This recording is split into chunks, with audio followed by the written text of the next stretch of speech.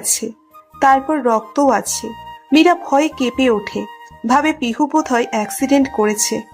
কিন্তু হসপিটালে এসে জানতে পারে যে পিহু অ্যাক্সিডেন্ট করেনি। তাহলে কি হয়েছে পিহুর? এটা জানার জন্যই মীরা চুপচাপ দাঁড়িয়ে আছে। মুক্তা সাহস করে আর এগিয়ে গেল না মীরার কাছে। একটু পর ডক্টর বেরিয়ে আসলো। সে সোজা মুক্তার দিকে এগিয়ে গেল এবং বলল, আপনাকে তো আগেই বলেছি যে পেশেন্টকে সম্পূর্ণ বেড রেস্টে রাখতে। ওনার শরীরের আরো অবনতি হচ্ছে, যত তাড়াতাড়ি সম্ভব অপারেশন করতে হবে। ডক্টরের কথা শুনে মীরার পায়ের তলা থেকে যেন মাটি সরে গেল। মুক্তাকে এক টানে সরিয়ে ডক্টরের সামনে দাঁড়িয়ে বলল, কি যাতা বলছেন আপনি? অপারেশন করাতে হবে মানে? কি হয়েছে আমার মণিমায়ের? শেষ কথাটা মীরা চিৎকার দিয়ে বলল। স্বামীর মীরাকে সরিয়ে ডক্টরকে বলল, এখন পিহু কেমন আছে? কন্ডিশন বেশি ভালো নয়, মাথা ঘুরে পড়ে গিয়েছিল, মাথায় আঘাত পাওয়াতে জ্ঞান হারিয়েছে। অক্সিজেন চলছে, জ্ঞান ফিরতে কয়েক ঘন্টা সময় লাগবে। এখন দেখা করা যাবে?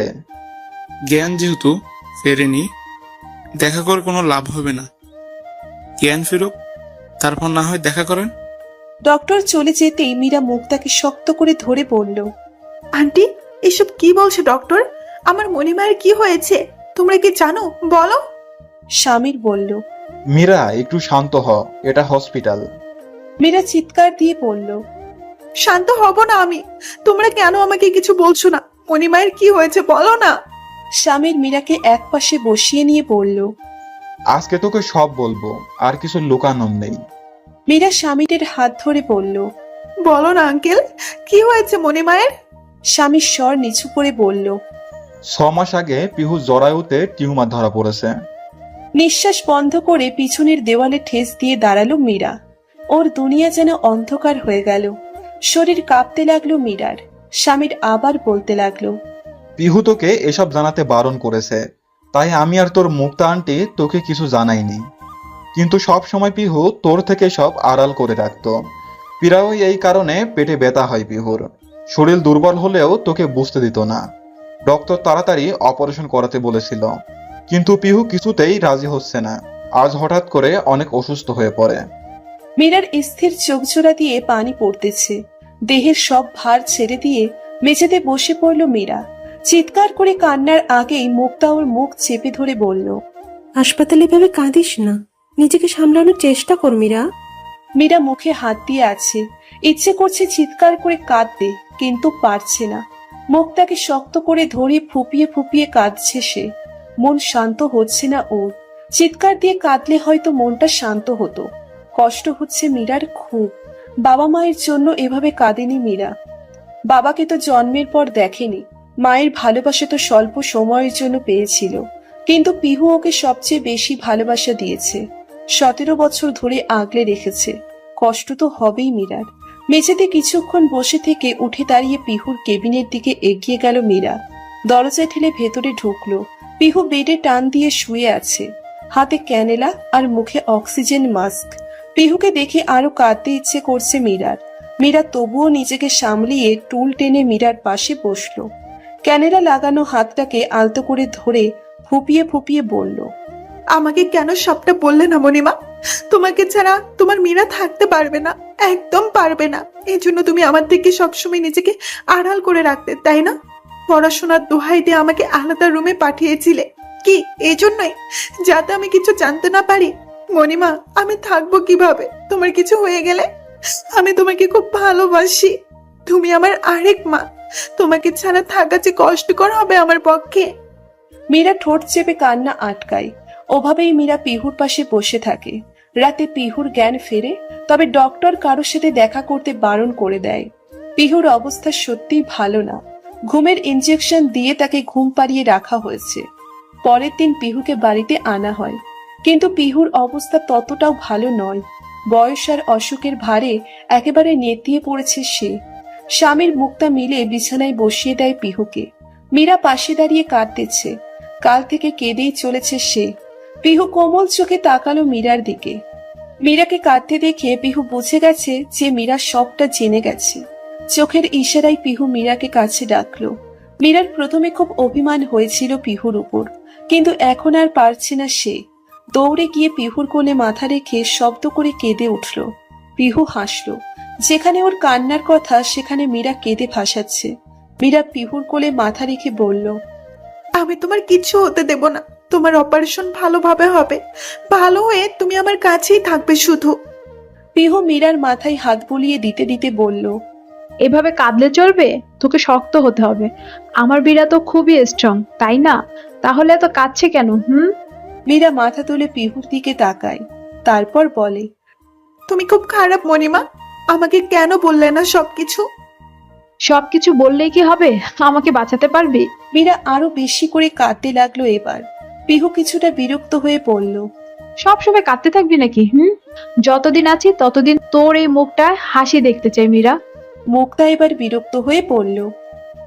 বারবার মরার কথা বলছিস কেন পিহু? মীরা, তুই আবার পিহুকে বোঝা, অপারেশন ওকে করাতেই হবে।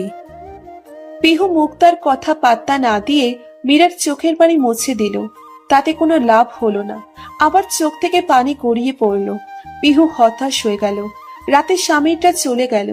থাকতে চেয়েছিল, কিন্তু পিহু বারণ করে দিয়েছে, তাই ওরা চলে গেছে। মীরা এক দণ্ড পিহুর কাছ থেকে সরেনি।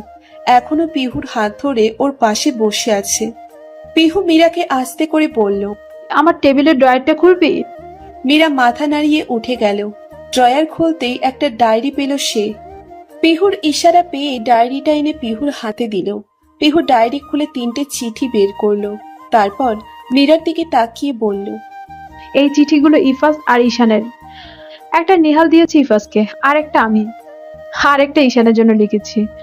প্রথমে এই ডায়েরিটা ইফাসকে দিতে চেয়েছিলাম, কিন্তু তা আমি বোধহয় আর নিজের হাতে দিতে পারবো না। কিন্তু তোর কাছে আমার শেষ একটা অনুরোধ, তুই এগুলো ইফাস আর ঈশানের কাছে যেভাবে হোক পৌঁছে দিস। জানি তুই ওদের ঘৃণা করিস, কিন্তু আমিও তো পারলাম না। অন্তত আমার কথা ভেবে তুই ওদের এগুলো দিয়ে দিস। মীরার রাগ হচ্ছে, আবার কান্নাও পাচ্ছে। পিহু আবার বলল, চেয়েছিলাম হিফাজ আর ঈশানের মুখোমুখি হয়ে সব বলতে, কিন্তু খোদা সেই ভাগ্য রাখিনি আমার। তাই তুই দিয়ে দিস। মীরা কিছুক্ষণ চুপ থেকে বলল, আমি দিতে পারবো না এসব, আর তোমাকেও দিতে দেব না। ওই খারাপ লোক দুটোকে কখনোই তোমার ধারে কাছেও আসতে দেব না, এটা তুমি ভালো করে জেনে রাখো। পিহু হয়তো মীরার মুখ থেকে এটা আশা করেনি। করুণ দৃষ্টিতে এসে মীরার দিকে তাকিয়ে রইল। পিহু আস্তে করে বলল, তাহলে যে আমি মরেও শান্তি পাবো না রে মীরা। মীরা পিহুর দিকে তাকিয়ে বলল, তুমি কি বলতে চাইছো? আমি লন্ডন গিয়ে ওদের সবটা জানাই? পিহু স্নিগ্ধ হেসে বলল, সবটা জানানোর দরকার নেই, শুধু এই চিঠিগুলো আর ডায়েরিটা দিলেই হবে।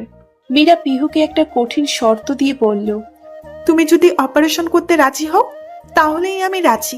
এবার বলো তুমি রাজি কিনা? পিহু কিছুক্ষণ স্তব্ধ চোখে তাকিয়ে রইল মীরার দিকে। তারপর আস্তে করেই উত্তর দিল। আমি রাজি মীরা। মীরা যেন আকাশের চাঁদ হাতে পেল।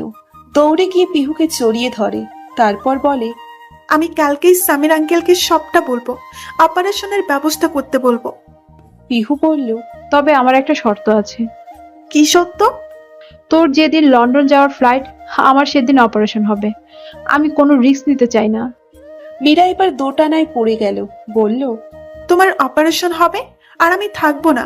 এটা সম্ভব নয়। তাহলে তোমাকে কে দেখবে? আমি এটা মানতে পারছি না।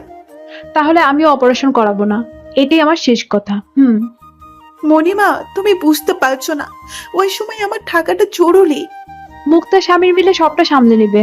আর তুই তো বেশি দিনের জন্য লন্ডন যাচ্ছিস না, এই ধর 3 মাস। মীরা এবার আকাশ থেকে পড়ল। মৃদু চিৎকার করে বলল, 3 মাস? আমি এতদিন থাকবো কিভাবে? পিহু গা ছাড়া ভাব নিয়ে বলল, তাতে কি হয়েছে? প্রথম লন্ডন যাচ্ছিস, ঘুরে দেখবি না? অনেক সুন্দর সুন্দর জায়গা আছে। মীরার এবার ভীষণ রাগ হচ্ছে। এ কোন শর্ত আরোপ করলো পিহু? এই শর্ত না মানলে পিহু যে অপারেশন করাবে না। মীরা রাজি হয়ে নিজের রুমে চলে গেল। পিহু স্বস্তির নিঃশ্বাস ছাড়ল। এবার ওর ইচ্ছে পূরণ হতে চলেছে। বড় ধরনের মিটিং চলছে। পিহু স্বামীর মুক্তা আর মীরা রয়েছে সেখানে। মূলত মীরার লন্ডন যাওয়া নিয়ে। মীরা এতে প্রচুর বিরক্ত হচ্ছে। মীরা হঠাৎ করেই বলে উঠল, আমারও একটা শর্ত আছে মণিমা। পিহু চমকালো। মীরা আবার কি শর্ত দেবে? মীরা বলল, তোমার অপারেশন আর আমার ফ্লাইট একদিনেই হবে। তবে আমাকে কথা দাও যে আমি ফিরে আসার পর যদি ইফাজ খান আর ঈশান খান তোমাকে ফিরিয়ে নিতে চায়, তাদের সাথে তুমি যাবে না, এমনকি কোনো কথাও বলবে না ওদের সাথে। তুমি কি রাজি? মীরার শর্ত শুনে তিনজনেই অবাক হয়ে গেল। পিহু ভেবে পাচ্ছে না যে এখন সে কি বলবে। অনেকক্ষণ চুপ থেকে সে বলল, আচ্ছা ঠিক আছে, তুই যতদিন না বলবি ততদিন পর্যন্ত আমি ওদের সাথে যাব না আর কথা বলবো না, ওকে? মীরার মুখে বাঁকা হাসি ফুটল। মীরা জানে যে সবটা জানার পর ইফাজ আসবে পিহুকে নিতে, তাই সারা রাত ভেবে এই শর্তটা খুঁজে বের করেছে। মীরা তো কোনোদিন ইফাজের সাথে পিহুকে যাওয়ার অনুমতি দেবে না, কারণ ওই দুইজনকে মীরা এতই ঘৃণা করে যে তা কখনো শেষ হবে না। অনেকক্ষণ কথা বলার পর মীরাকে সাথে নিয়ে স্বামীর বের হয়। মীরার পাসপোর্ট করার জন্য বের হয় সে। ওরা চলে যেতেই মুক্তা বলল, তুই কি করতে চাইছিস পিহু? ওর শর্তে রাজি হলি কেন? এভাবে মীরাকে লন্ডন পাঠানোর মানেটা কি? অপারেশন করে তুইও যেতে পারতিস। মীরাকে কেন পাঠাচ্ছিস? মেয়েটা একা একা গিয়ে কি করবি? আমি চাই মীরা ইফাজ আর ঈশানের মুখোমুখি হোক। আমার কোনো রাগ অভিমান নেই ওদের উপর, কিন্তু মীরার আছে। আমাকে ছাড়া গেলে মীরা ওর রাগটা ঠিক মতো ঝাড়তে পারবে। মীরার মনটাও যে খুবই কোমল, কিন্তু সেটা প্রকাশ করার ধরন আলাদা। ও যতই রাগ করে থাকুক না কেন, ইফাজ আর ঈশানকে ঠিকই একদিন ক্ষমা করে দিবে। তাই আমি চাই মীরাই ওদের সত্যি জানাক, তাহলে আমার আর যেতে হবে না, ওরাই আমার কাছে চলে আসবে। এইভাবে আমরা তো আর থাকতে পারবো না। আমি জানি ইফাজ আর ঈশানও কষ্ট পাচ্ছে, তাই তো আমি এসব করছি। এখন মনে হচ্ছে আমার এই রোগটা হয়ে ভালোই হয়েছে, কি বলিস? আর যদি শুনিস ইফাজ আবার বিয়ে করে নতুন সংসার পেতেছে? আবার হাসলো, বলল, আমার তা মনে হয় না মুক্তা। মুক্তা অবাক হয়ে বলল, তোর হঠাৎ এরকম মনে হওয়ার কারণ? একটা ছেলে সহজে একটা মেয়ের মনকে বুঝতে পারে না, কিন্তু একটা মেয়ে একটা ছেলের মন সহজেই বুঝতে পারে। ইফাজ 15 বছর আমাকে যতটুকু বুঝেছে, আমি তার থেকেও আরো বেশি ওকে বুঝেছি। আমার বিশ্বাস ইফাজ নতুন করে সংসার করছে না।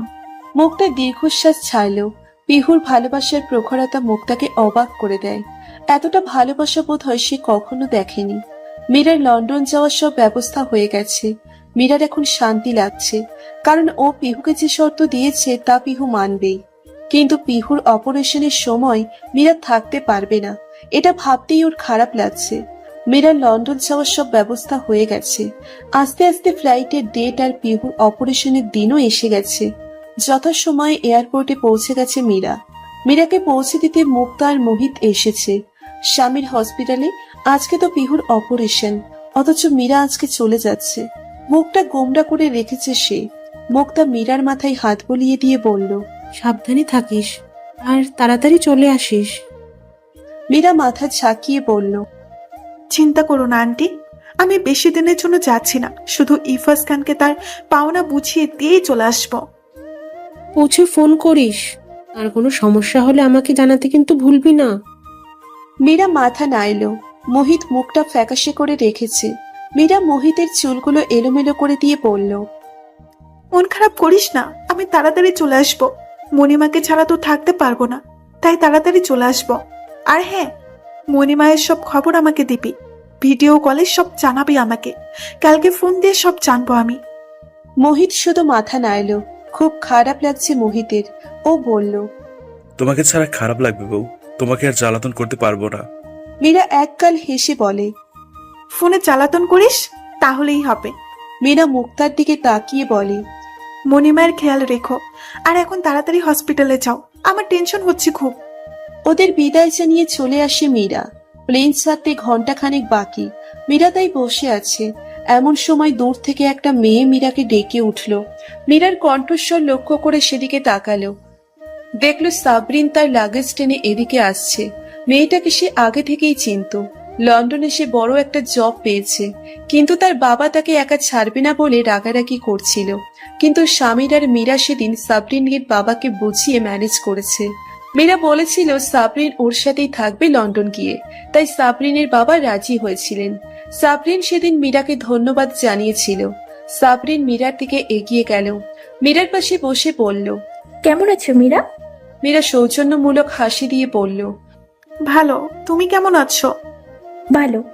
সব ফর্মালিটি পূরণ করে সাবরিন আর মীরা প্লেনে উঠে বসে। মীরা নিজের সিটে বসে হাঁসফাঁস করতেছে।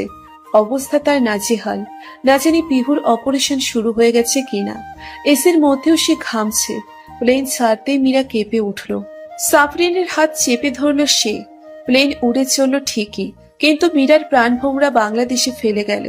পরদিন সন্ধ্যায় প্লেন ল্যান্ডিং করল লন্ডন শহরে। আরো আগে পৌঁছতো, কিন্তু কিছু সমস্যার কারণে প্লেন দেরিতে পৌঁছেছে। মীরা হনহনিয়ে বের হয়ে গেল। অন্য কেউ হলে হা হয়ে লন্ডন শহর দেখত, কিন্তু মীরা তা পারছে না। মীরা বের হয়ে ফোনটা হাতে নিতেই পেছন থেকে সাবরিন বলে উঠল, মীরা, আমাকে ফেলে চলে এলে কেন? মীরা ঘাড় ঘুরিয়ে সাবরিনের দিকে তাকিয়ে বলল, বাড়িতে ফোন করছি। বাংলাদেশি সিম কার্ড তো চেঞ্জ করতে হবে, না হলে তুমি তো ফোন করতে পারবে না। মীরার মুখটা ফ্যাকাশে হয়ে গেল। তাহলে এখন কিভাবে ফোন করব? আর মণিমায়ের অপারেশনের কি হলো জানবো কিভাবে? আগে সিম কার্ড চেঞ্জ করো, তারপর বলো। বাই দ্য ওয়ে, তুমি এখন কোথায় যাবে? কোনো চেনা চেনা মানুষ আছে সেখানে? না, আমি হোটেলে উঠবো। সাবরিন একটু ভেবে বলল, তুমি আমার সাথে চলো। অফিস থেকে আমাকে যে ফ্ল্যাটে থাকতে দেওয়া হয়েছে, তুমি সেখানেই থাকবে। কিন্তু তোমার তো প্রবলেম হবে। আরে হবে না, আগে গিয়ে তো দেখি। তুমি আমার উপকার করছো আর আমি করব না। সাবরিনের সাথে মীরা তার ফ্ল্যাটে গেল। ফ্ল্যাটটা বেশ বড়, দুজনের থাকা হয়ে যাবে সব মিলিয়ে। স্নিগ্ধ সকাল। লন্ডন শহরে সূর্য উঁকি দিয়েছে, অনেকক্ষণ হয়ে গেছে। নরম তুলতুলে বেডে সাদা কম্বল জড়িয়ে ঘুমিয়ে আছে মীরা। পাশে সাবরিনও চিত হয়ে শুয়ে আছে। অনেক ক্লান্ত থাকায় দুজনেই কালকে ঘুমিয়ে পড়েছিল। হালকা বাতাসে জানালার শুভ্র রঙের পর্দাগুলো উড়ছে, ফলে আলো এসে পড়ছে মীরার মুখে। চোখগুলো কুঁচকে সে অন্যদিকে ফিরে ঘুমিয়ে পড়ল। 10টা বাজে। সাবরিন ডেকে তুলল মীরাকে। আড়ামোড়া ভেঙে মীরা উঠল। ওয়াশরুম থেকে ফ্রেশ হয়ে বের হলো সে। তারপর সাবরিনের সাথে বের হলো ব্রেকফাস্ট করার জন্য। ওদের ফ্ল্যাট থেকে একটু দূরেই একটা রেস্তোরাঁ, সেখানে দুজন গিয়ে বসলো। খাবার অর্ডার দিয়ে মীরা বলল, সিম কার্ড সেট করে তাড়াতাড়ি মণিমায়ের খবর নিতে হবে। আমার আর ভালো লাগছে না। রিল্যাক্স মীরা, অপারেশন ঠিকভাবে হয়ে যাবে। জ্বরের টিউমারের অপারেশন হলো খুব সিম্পল, মানুষ এটাকে বড় করে দেখে। দেখবে তোমার মণিমায়ের অপারেশন ঠিকভাবে হয়ে গেছে। মীরা চিন্তিত মুখে বলল, তাই যেন হয়, দোয়া করো। খাওয়া শেষ করে দুজনে আশেপাশে ঘুরতে বের হলো। মীরা ও সাবরিন দুজনেই ফোনে নতুন সিম সেট করে। তারপর আশেপাশে একটু ঘোরাফেরা করতে লাগলো। রাস্তার পাশে ছোটখাটো দোকানপাট। তবে মীরা অবাক হলো যে এখানে বেশিরভাগ বাংলাদেশিদের দেখছে। প্রায় মানুষের মুখে বাংলা কথা। এতে মীরার বেশ লাগছে। সাবরিন আর মীরা রাস্তার ধারের একটা দোকানে দাঁড়িয়ে হরেক রকম জিনিসপত্র দেখছে। দু একটা নেড়ে ছেড়ে দেখতেছে। হঠাৎ গাড়ির হর্নের শব্দ দুজনেই চমকে পিছন ফিরে তাকালো। কালো রঙের একটা গাড়ি তড়িৎ গতিতে এদিকে আসছে। মীরা চোখ বড় করে ফেলেছে। সাবরিন ভয়ে জমে গেছে, নড়তে পারছে না। গাড়িটা ওদের সামনে আসতেই মীরা আর সাবরিন দুদিকে ছিটকে সরে গেল। ব্যালেন্স না রাখতে পেরে দুজনেই পড়ে গেল, সাথে ব্যথাও পেল। গাড়িটা গিয়ে ছোট্ট দোকানটায় আঘাত হানে, ফলে দোকানটা ভেঙে চুরমার হয়ে যায়। দোকানি আগে থেকেই সরে গিয়েছে, না হলে তা আজকে শেষ হয়ে যেত। মীরা জামা কাপড় ঝেড়ে উঠে দাঁড়ালো। গাড়িটা পেরিয়ে সাবরিনকে ওঠালো। আশেপাশের অনেকেই এদিকে তাকিয়ে আছে। কেউ বোধহয় বুঝতে পারেনি যে কি হয়েছে। সাবরিন আর মীরা গাড়ির ভিতরে উকি দিল। বলল, মরে গেল নাকি? সাবরিন ঠোঁট উল্টে বলল, কি জানি। হঠাৎ গাড়ির দরজা খুলে গেল। কালো শার্ট পরা একটা ছেলে বের হয়ে এলো। সে গাড়ির সামনের অবস্থা দেখে বলে উঠল। Oh shit. তারপর এদিক ওদিক তাকালো। চোখেও তার কালো রঙের সানগ্লাস। ছেলেটা দোকানিকে তার ক্ষতিপূরণ দিয়ে দিল, কোনো কথা না বলেই। তার মুখে বিরক্তিকর ছাপ। এটা দেখে মীরার প্রচন্ড রাগ হলো। ন্যূনতম ম্যানার্সটুকুও নেই। কোথায় সরি বলবে তা না করে টাকার গরম দেখাচ্ছে। এদিকে যে দুটো মেয়েকে প্রায় মেরেই ফেলছিল তা চোখে পড়ছে না। ছেলেটা গাড়িতে উঠতে গেলেই মীরা জোরে বলে উঠল, এক্সকিউজ মি। ছেলেটা ঘাড় ঘুরিয়ে মীরার দিকে তাকায়। সাবরিনকে ছেড়ে মীরা ছেলেটার সামনে গিয়ে দাঁড়িয়ে বলল, আর ইউ আইলেস? ঈশান চোখ থেকে সানগ্লাসটা নামিয়ে অবাক হয়ে তাকিয়ে বলল। হোয়াট? মীরা মুখ বাঁকিয়ে বলল, I said that. Are you eyeless? Can't see the road. Stupid boy. This accident is your wilfully. Ishan তো রেগে বোম হয়ে গেল। এখানকার কোনো মেয়ে আজ পর্যন্ত ওর চোখে চোখ রাখার সাহস পায়নি, আর এই মেয়েটা ওকে ধমকাচ্ছে। সাহস কত বড়! আবার বলছে নাকি ও অন্ধ, ইচ্ছাকৃতভাবে অ্যাক্সিডেন্ট করেছে। ঈশান রেগে বলল, how dare talk to rubbish. I don't talk to rubbish, you also talk rubbish. ঈশানও ইংরেজিতে পাল্টা জবাব দিল।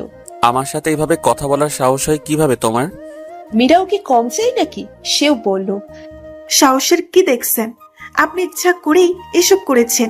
যদি আমাদের কিছু হয়ে যেত তাহলে তার দায় কে নিত? ঈশান গা ছেড়া ভাব নিয়ে বলল। সো হোয়াট, এতে আমার কি করার আছে? ঈশানের এরকম ছন্নছাড়া জবাবে মীরার আরো রাগ হলো।